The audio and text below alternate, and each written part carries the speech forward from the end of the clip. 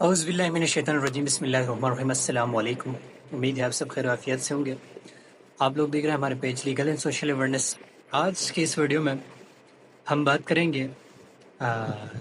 جو کہ یونیورسٹی میں اس وقت ایڈمیشن کا جو سلسلہ ہے وہ جاری ہے۔ ہر یونیورسٹی اس ٹائم پہ تقریباً بہت زیادہ ڈپارٹمنٹس ہیں جو کہ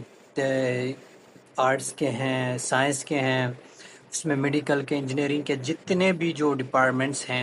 ان سب میں اس وقت ایڈمیشن اوپن ہے، اور اسٹوڈنٹس جو کہ جوک در جوک یونیورسٹی کی طرف رخ کر رہے ہیں، اس میں سے بڑے بڑے شہر جس میں لاہور آ جاتے ہیں، اسلام آباد آ جاتے ہیں،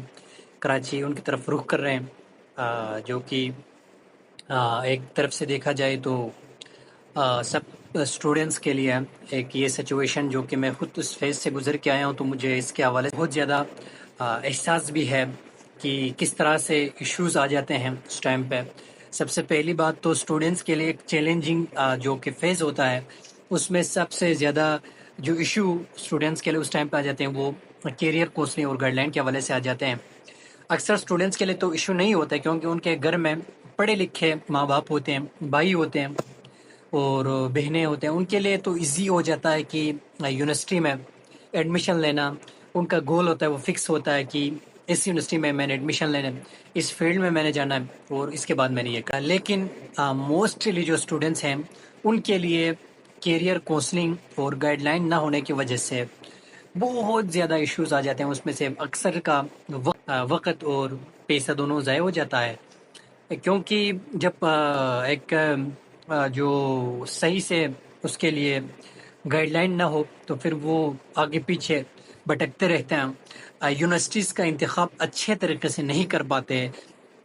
جو کہ ڈپارٹمنٹس جو کہ اس کے لیے لینا چاہیے، فیلڈ کو سلیکٹ کرنا چاہیے، وہ نہیں کر پاتے، تو بہت زیادہ ایشوز آ جاتے ہیں۔ تو آج ہم اس ویڈیو میں ان کے جو تھوڑی بہت جو کہ کنسپٹ ہیں اس کو کلیئر کرتا چلوں۔ سب سے پہلے تو آپ تمام دیکھنے والوں کے لیے میرا ریکویسٹ ہے کہ آپ لوگوں نے یونیورسٹی میں جانے سے پہلے کم از کم ریسرچ کا کام آپ لوگوں کے اوپر فرض بنتا ہے کہ آپ لوگوں نے ریسرچ کرنا ہے۔ اگر ایگزامپل دیتا ہوں، اگر آپ نے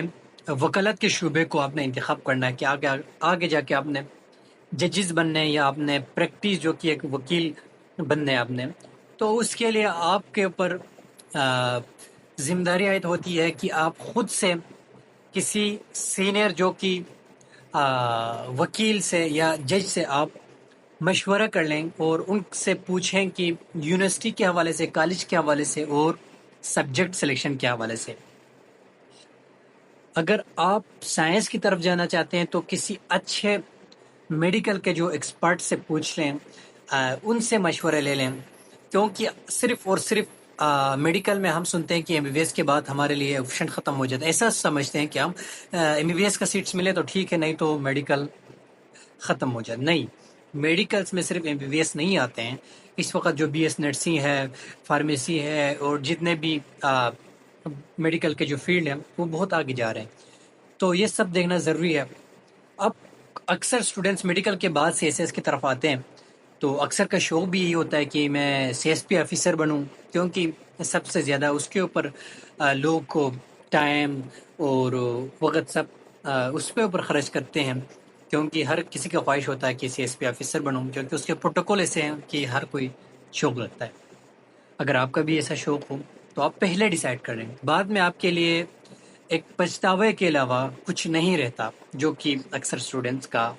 معاشرے میں نظر آتے ہیں۔ تو کوشش کریں کہ اگر آپ کا شوق ہو کہ میں سی ایس پی آفیسر بنوں، تو آج سے آپ کو اس فیلڈ یا اس روڈ میپ کے اوپر چلنے کی ضرورت ہے۔ اگر آپ آج سے نہیں چلیں گے، کل کو آپ کے ایجوکیشن کے بعد آپ کو ریئلائز ہوگا کہ میں نے جو ایجوکیشن حاصل کی ہے وہ اس فیلڈ کے لیے ریلیونٹ نہیں کر پا رہے، جو سبجیکٹس میں نے پڑھے ہیں وہ اس کمپٹیشن میں اگر میں رکھ لوں تو میں سیکیور نہیں کر پائے گا، اگر میں دوسرے سبجیکٹ رکھ لوں تو میرے لیے مشکل ہو جائے گا۔ تو ابھی سے کوشش کرنے آپ لوگ نے کہ کس طرح سے فیلڈ میں جانا ہے۔ ٹائم تھوڑا لے لیں، ٹائم کا کوئی ایشو نہیں ہے، لیکن غلط آپ اگر راستے پہ جاؤ گے تو آپ کو غلط منزل ملے گا، صحیح منزل نہیں ملے گا۔ تو اجازت دیجیے کہ تو ابھی کو ملتے ہیں انشاءاللہ اگلی ویڈیو میں.